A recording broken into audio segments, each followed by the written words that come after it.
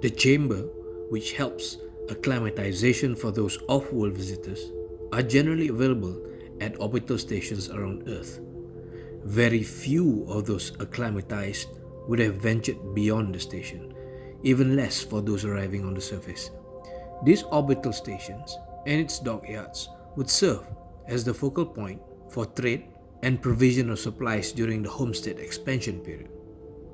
Most of these chambers were not that many during the early days, but gradually increased as the off-world settlements began expanding into 2 to 3 generations of colonists.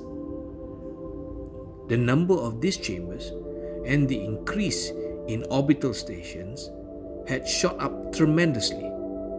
The traffic near Earth orbit became unwieldy and space junk became a real problem for Earth. Plans were put forward and eventually the blueprint for the setting up of a space hub equidistant between Earth and Mars became a reality. Human ingenuity and resourcefulness made the plan a reality. The Canton Hub became the main location where citizens system-wide would meet. These man-made orbital stations for trade purposes became obsolete. The demand for these chambers dropped.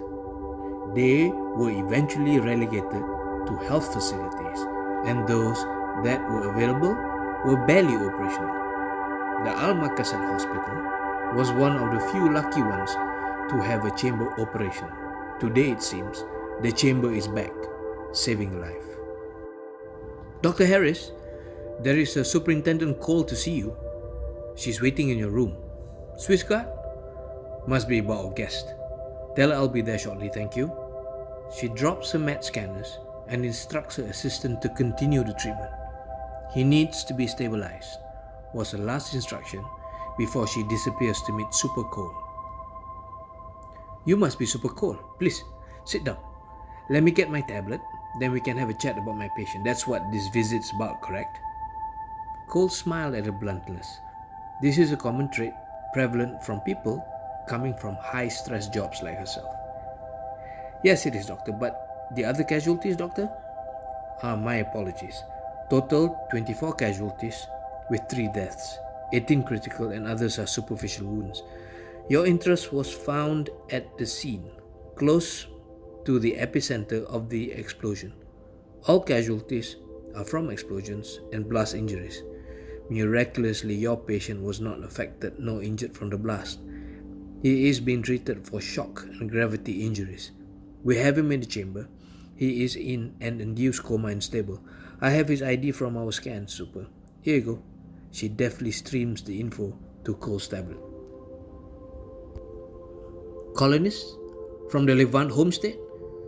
Interesting. Oh, before I forget, we need you to also scan for this DNA. Very well. From our casualties? Cole nods. We believe this person was at the center of the blast. We have not picked him up from our surveil drones nor from the emergency responder drones. I'll get on it right away. If there's nothing else, I need to get back. None for the moment, Doctor. Thank you for your help.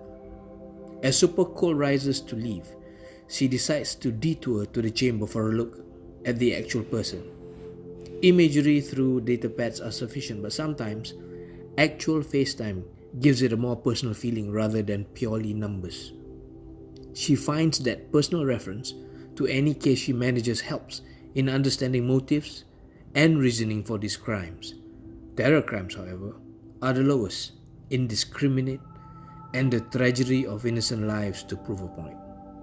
She feels her anger seething at the sight of these casualties being brought in. How do you justify the number of random victims? You can't. But we need to stop this and bring those responsible to justice.